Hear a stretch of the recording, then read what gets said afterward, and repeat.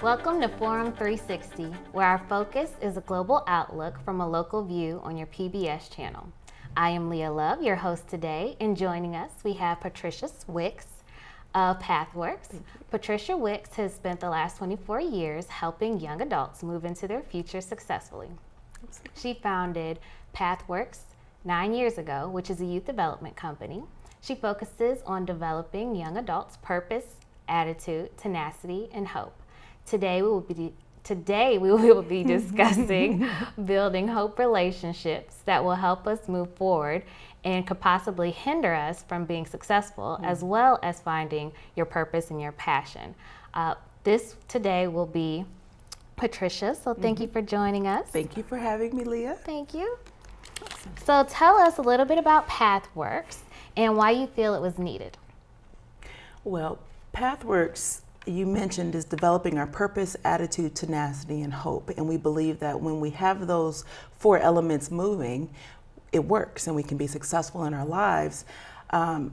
We recognize that making active decisions help move us in academics and in life versus passively living. And what I looked around, you think about the standardized testing movement, we think about the checklists of things that we learn to do in our life. It's do this, this, this, and now you're done. Do this, this, this, and now you're done. And I would argue that those are, while needed for several people, I mean, I like a checklist myself, actively engaging in your environment is more effective because then you're coming from your purpose. You have an attitude of tenacity. And we're going to talk, I know, a little about hope relationships. So that's what I saw the need to be. We need more active decisions in academics and in life with our youth. So in regards to hope relationships, can you define what that is? Yeah. That conversation would be really long. And with the time, just the bottom line, a hope relationship is more than a mentor. It's more than networking. It's more than community mapping your environment and finding the assets and challenges in it. It's all of those.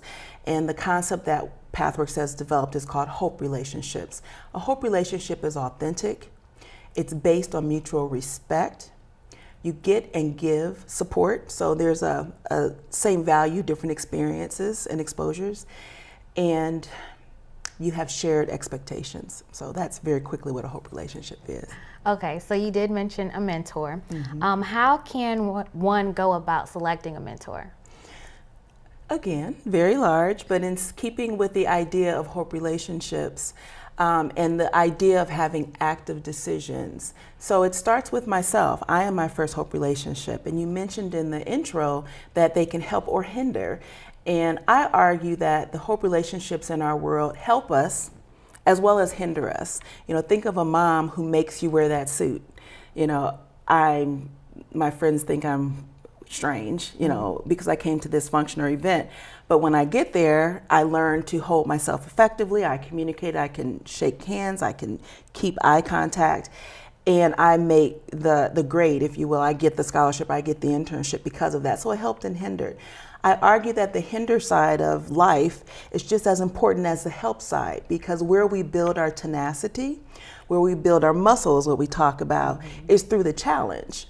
So if I'm actively engaged in my environment, you asked me how do you identify a mentor, I'm actively engaged in my environment, my inside self as well. So I'm saying, in my life, what are things I've enjoyed? What things are easy? Not easy, anyone can do it, but easy because it doesn't matter what's occurring in my life. I will go after it. I'll get up early, I'll stay up late. That's what I mean by easy. When you start paying attention to those trends, even at an early age, I now can communicate with you what my interests are. You're a hope relationship to me, Leah, because you do certain things in your career and profession that I may not understand fully, but I know who to go to. Why do I know to go to you? How do I choose you as a mentor on those areas where your exposure and experience is different than mine? Because I'm engaging in my inside self and I'm going, whoa, I want to learn how to, you know, the thing that you do, right? And so I know to ask you those very specific pointed questions and engage. What does that then do for you? It gets and gives support. It opens you up to share specific things that I'm seeking to engage, but also feeling a mutual expectation. There's an authentic relationship. It's mutually respectful. So that's how that kind of goes. So we have identified our mentor. Yes. now we want to build that relationship. What are some ways that we can go about building that relationship? Absolutely.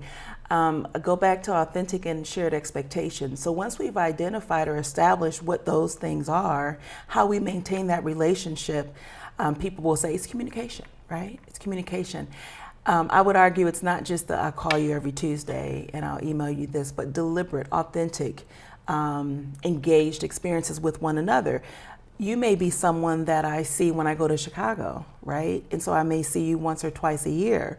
But in that time, the quality of our experience with one another, the fact that we know we're mutually respectful, that we're engaged in a relationship, that we get and give support, whether we see each other every day or we see each other as expected once or twice a year, we can benefit from that time with one another. So I think, as you notice, I don't do like checklists, but the bottom line to that is when you establish the relationship, there was a shared expectation. There was an authentic relationship that was created between you two because of what you're sharing with one another, because of how you engaged in the questions you asked to engage.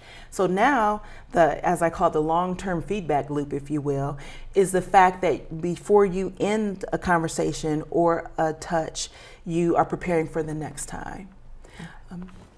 Now, I think sometimes the young adults may have a misconception Absolutely. With social media that because they like something or somebody has liked something of theirs that they now have a relationship. What's the difference between a surface relationship and a deep relationship?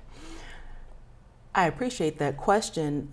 Just to break it up quickly, surface and deep is language that you and I would need to share and define so that we understand what you mean by surface and what I mean by surface and what you mean by deep and what I mean by deep.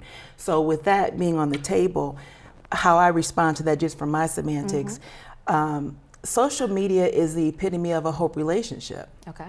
It can help and hinder you. How does it help? Immediate, gratification, instant information.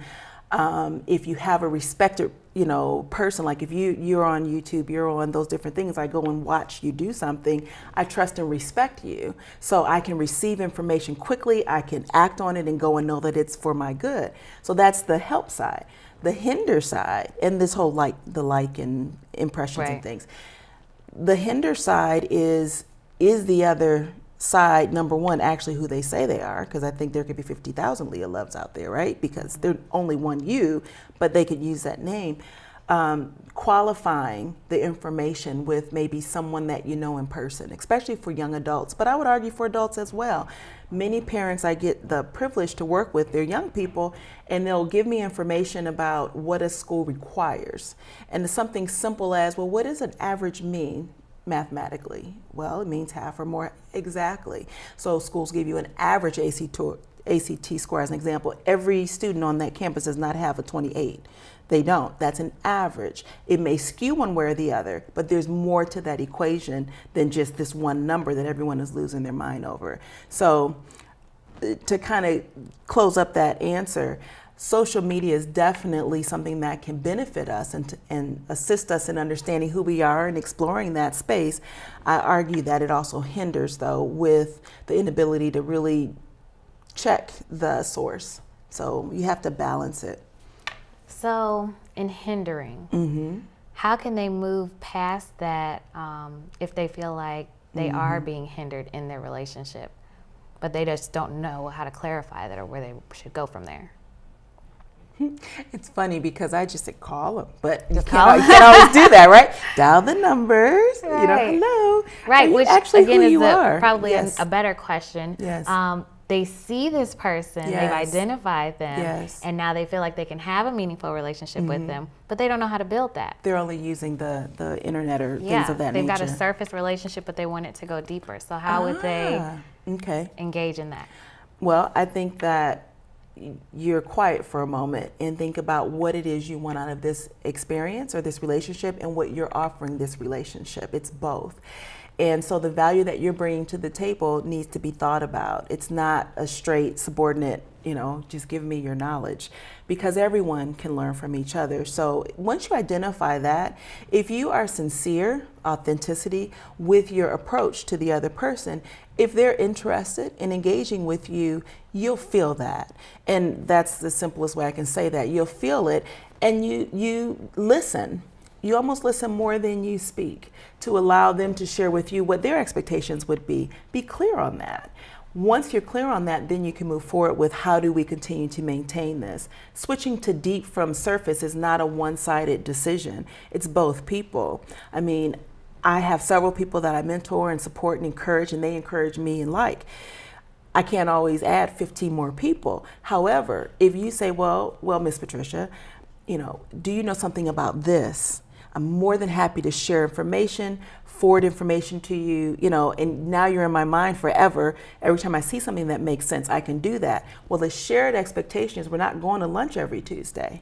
However, I'm a resource for you. On the flip side, I recognize your value, and so there's resources that you might have, or information, or just an encouraging word that supports what I'm moving. So it's not a decision you make on your own. It's one that you do together. You listen, and you have to be present in it.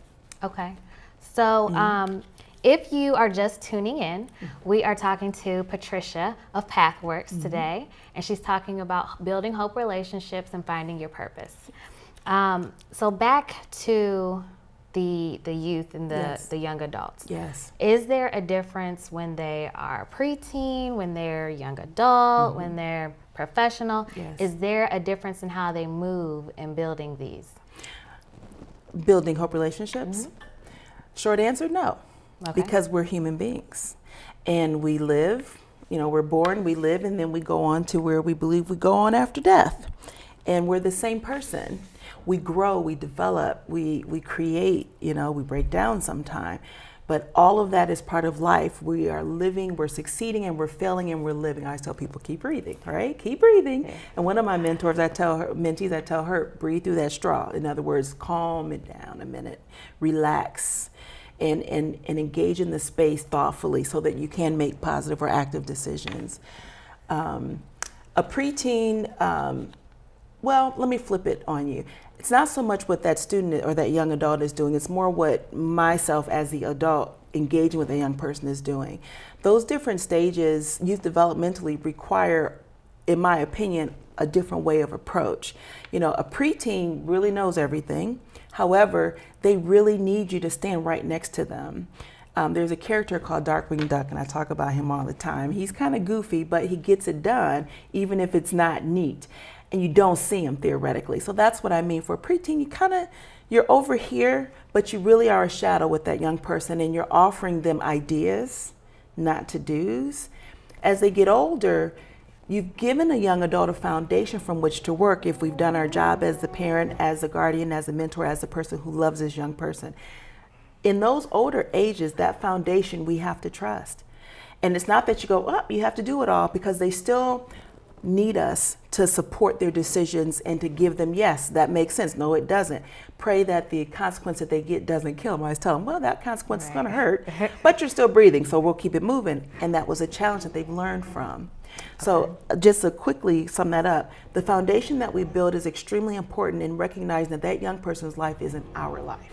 So even though we're looking at them and I'm sharing with you and I'm giving you this information, they're still not seeing that world, the semantics that we just talked about deep and surface, the same way, because they're living their life. I always tell my daughter who's 13, that's your left and your right foot. This is my left and my right foot. We're walking together, but that's your life. And how you're going to do and what's going to happen for you is yours.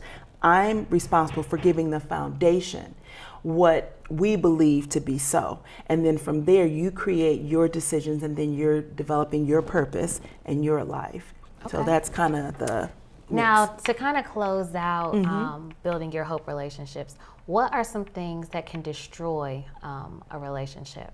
Flip them. And how can they avoid doing that? Yes, inauthenticity. So I really just want what you got, and I'm going to say it like that, or I think I should be you. Those are things that say, I haven't thought about who and what and how I am. And so I can't actually engage with you because I haven't engaged with myself. And I think getting clear, and it doesn't have to be crystal, but just having a sense of, even to say, Leah, I really don't know how I want to go about with this. These are the 58,000 things I'm thinking about. That's authentic, that's honest, that's real. So being honest with yourself first. I'm my first hope relationship. I'm never alone. It's me, myself, and I. I am my first, I love me. Then you move into engaging with other people and places and opportunities, because hope relationships are people, places, and opportunities that move us forward and push us back, not just human beings. So you mentioned purpose. Yes. What does purpose mean to you? What I'm here to do. What you're here to do? It's what I'm here to Sweet do. and simple. That's it. It's just what I'm here to do. So how would you tell the young adults who are like, I have no idea what I'm here to do? Yes. How do you help them on that path? I encourage everyone, no matter how old you are, if you get to that point, to just find a place that you find joy in. It could be in your room, it could be under the bed, it could be at a park, wherever you are, in your car. And if you don't write, speak it, but just start talking about what you do. Not titles, but what do? I wash the dishes, I take out the garbage, I yell at my mom, I help all my friends. Just start writing everything that you can think of that I do. What I do, I wake up early, I go to bed late, whatever, just until you stop. And you can pick it up and put it down for a week or two. It's yours. And when you finish, leave it alone for a minute and come back, and you will start seeing categories. And so you take that information up here, you get another piece of paper, and every one you start labeling it, putting it into categories of what is this. And I guarantee you will see a trend. Whether you're on the track team, you're in a science project, you're helping your mom, you're at church, you're at school, the function that you do in all those places, you'll start seeing a trend that's actually what I do all the time. I'm always the one that picks up the phone and makes sure everyone has what they need in resource. I'm always the one that hugs people. I'm always the one that brings the cookies. I'm always that one. I think about systems this way every time. That's what it ends up doing. Slowly, you'll start seeing how that goes. And you'll say, whoa, wait a minute. And then there's tools and resources that PATHworks uses with young people to help them connect that then to courses of study, to what I'm doing right now in high school, how that translates to college, and how that translates to post-college, be it more education, other experiences, whatnot.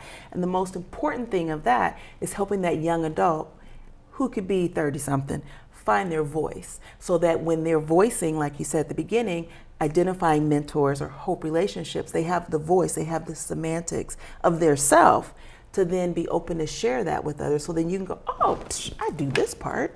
Oh, come here. Now, what do you tell the mother who says, my child has no hope? Yes. They do not know what they want to do. We have tried this, and this. Yes. How can you really help me? Yes. So I would say, help you or help your child? Help my child. That's help the me first help thing my I would child, say. or okay. however they would say that. That would be the first thing. So I'm helping you or your child. But then I'd also encourage, I ask a lot of questions. PATHworks does not draw conclusions, and we respect families' expectations. We separate expectations from priorities. The priority is what you actually do. It's what you get up and do every day. That's your priority because you did it. Expectations is what, when we wake up in America, what we perceive our responsibilities to be. So I would ask the mom first, who am I helping, honestly, so that their brain starts clicking like, wait a minute. Then I would encourage them to consider the foundation they've created for their child. I would ask them to consider themselves as a mirror. So if they're reflecting no hope, how can they do something different to then reflect hope? So those are the types of strategies I use to help young families kind of deal with young adults. Many young adults that I get to work with, and they're so cool. Young people are brilliant. And they come, everybody. I have the spectrum. I work with human beings and young adults, so it doesn't matter to me what label expectations have given them. If you're a young person, young adult, and you breathe, you can come. And so can your family, right? But I encourage them to do that, and I encourage them to start there. Start the dialogue of self-reflection of what you are and aren't doing for yourself, and then we can bring the student in. The last thing I want to say about that is, I'll ask the student, what are you doing? What is it that you're intending to do? And the point is listening. It's a development of the voice. As parents, we love our children. We want them to be successful. Easy 21, eat and sleep outside by 21. Okay, easy. And sometimes when we're doing that, the foundation that we've provided for them, the opportunities for them to demonstrate their ability to use that foundation is limited because we're trying to help them so much. Doesn't mean don't help, but there is a way to engage so that the student, the young adult, is telling us, no, this is actually what I'm trying to do. And then my job, or PATHworks' job, is to help mesh those. So these are the things that we do, our priorities, these are the expectations. How do they go together so that we can like our life, right? So when do you think that you found your passion, and how did you realize that you had found it? Well, when I was 15 months old, my mother tells a story that I came home from daycare saying, my children did a good job today, Mommy. And then when I was 12, I was given the opportunity at a Kwanzaa function to give a 25-minute discussion with all the adults in the room who were frustrated with the youth of today. And I was sitting there and it just puzzled me. I'm a youth of today and no one's asking me, but they're trying to figure out what to do with us. So I asked my mom, can I raise my hand? She said, sure. So 20 minutes later, I was fielding questions. I don't know what it's called that I do. Okay. I consider myself a catalyst. I consider the work that I do necessary, but immediate impact and lasting outcomes without conclusions, but with resource and with an opportunity for you to determine how to use your resource, who you are and whose you are. And you know, I would talk more. But that's when I realized it. That's when I realized it. Okay. It's been a long time. Okay. Well, looking forward with PATHworks Consulting, how do you envision being able to continue to evolve and help with the changing trends while still building meaningful relationships with these young adults? Well, I think human beings are human beings, regardless of if we're floating in the air because we have really cool shoes or what have you. I think our brains are still our brains. And as my daughter tells me, we're not using very much of it yet. So I would argue it will be the same. It will be consistency, seeking to provide a space for people to experience their priority and have it valued, so that you can observe it and think about it and identify how to get to that purpose because of that environment that's receiving of those ideas. Okay. If you could leave your youth with one action for purpose and relationship building, what would you tell them?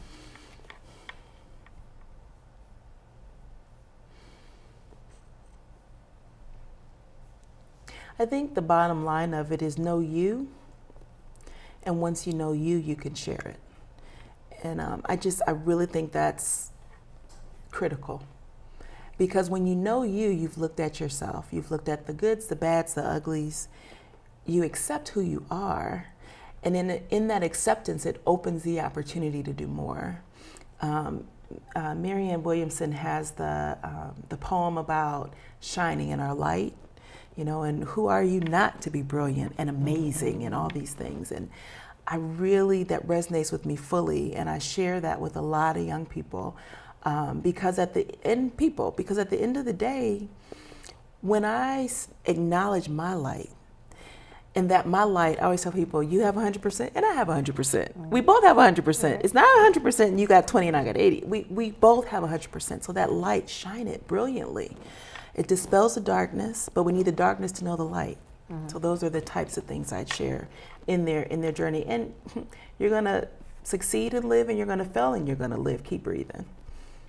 All right, in these last few moments, I need you to give me just about few word answers. Good luck. So tell me the person who's had the most impact in your life.